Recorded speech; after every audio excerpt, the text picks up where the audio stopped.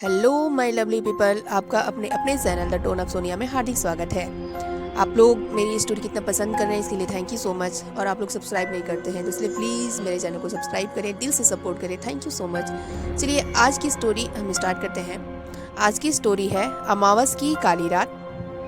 बड़े बुजुर्ग कह गए हैं कि अमावस की काली रात को हो सके तो बाहर नहीं जाना चाहिए। रात को शैतानी काले साए बहुत ज़्यादा ताकतवर हो जाते हैं।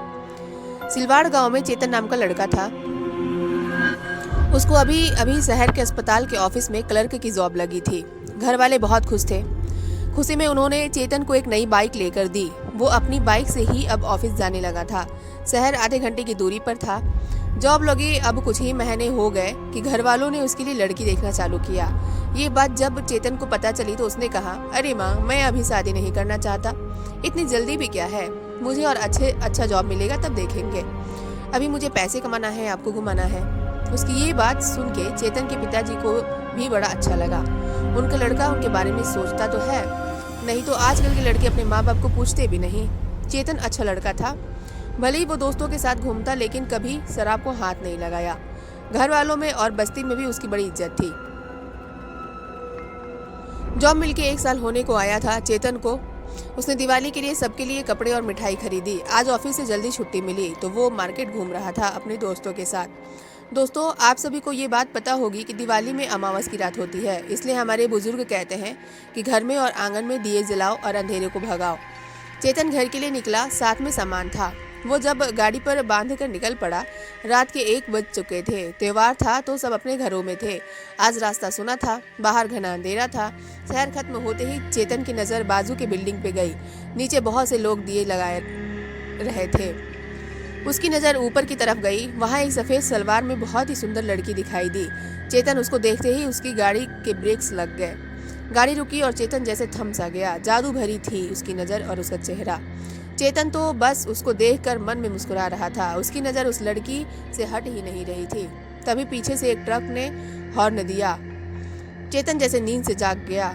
उसने अपनी गाड़ी बाजू में की और फिर से ऊपर देखा, लेकिन अब वो लड़की वहाँ नहीं थी। चलो कल देखते हैं, ऐसे खुद को समझाकर वो घर की तरफ निकल पड़ा। उसको जाते हुए वो लड़की ऊपर की छत से देख रही थी। चेतन घर पहुंचा। उसने घर वालों के लिए जो भी कपड़े लाए थे वो बांट दिए, मिठाई भी खिलाई। खाना खाकर वो अपने रूम में जाकर सोने की कोशिश करने लगा। आज उसको इतना थका होने के बाद भी नींद नहीं आ रही थी। उस लड़की का चेहरा बार बार उसके नज़र के सामने आ रहा था। वो उसको भुला नहीं पा रहा था। सुबह का इंतजार करते हुए कब उसकी आंख लगी पता नहीं चला। सुबह नाश्ता करके चेतन ने अपना टिफिन लिया और ऑफिस के लिए निकल पड़ा। शहर पहुंचते ही वो उसी बिल्डिंग के पास से गुजरा। ऊपर देखा लेकिन वो लड़की कहीं दिखाई नहीं दी। वहाँ कोई नहीं था और खिड़की भी बंद थी। थोड़ा निराश होकर अपने काम पर निकल गया। शाम को घर लौटते वक्त आज वो उसी बिल्डिंग के पास चुपके से खड़ा था। वो लड़की आज फिर से वहाँ ऊपर नजर आई। अब चेतन ने उसको देखा और उसने भी।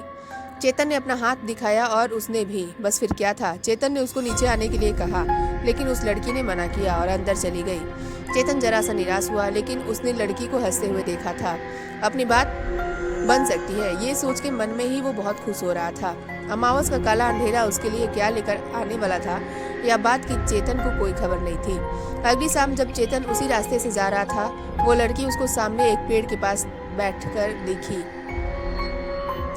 चेतन बहुत खुश हो गया। अपनी गाड़ी साइड में लगाकर वो उस लड़की के पास गया। मेरा नाम चेतन है और तुम्हारा? मेरा नाम निशा है, लड़की ने जवाब दिया। लेकिन तुम आज यहाँ कैसे, इतने अंधेरे में अकेले? चेतन ने सवाल किया। मैं अकेली नहीं आती तो तुमसे मुलाकात कैसे होती? निशा ने इस जवाब से चेतन ने ये तो समझ गया कि वो भी उसे पसंद करती है। जब रोज शाम को देर रात तक वो दोनों उसी पेड़ के नीचे बैठकर बातें करने लगे। घर वाले थोड़ा टेंशन में थे कि आजकल चेतन बहुत देर से घर आने लगा था। खाना भी साथ नहीं खाता था या कभी बिना खाए ही सो जाता था।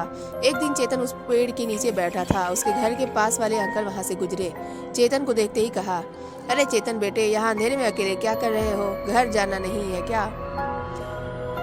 चलो, घर वाले तुम्हारा इंतजार कर रहे होंगे। हाँ अंकल, हाँ बस निकल ही रहा था। ऐसा कहकर दोनों साथ में निकल गए। घर जाकर जब चेतन सोने के लिए गया, एकदम से वो अंकल की बात उसको याद आ गई। उन्होंने उसको अकेले में क्या कर रहे हो ऐसा कहा था। दूसरी रात जब वो निशा से मिला तो उसने ये बात उसको पूछी, निशा कल तुम मेरे साथ थी, लेकिन अंकल को दिखी कैसे नहीं? निशा ने कुछ सोच के जवाब दिया, अरे वो अंकल दिखते ही मैं पेड़ के पीछे छुप गई थी। अरे वो अंकल दिखते ही मैं पेड़ के पीछे छुप गई थी।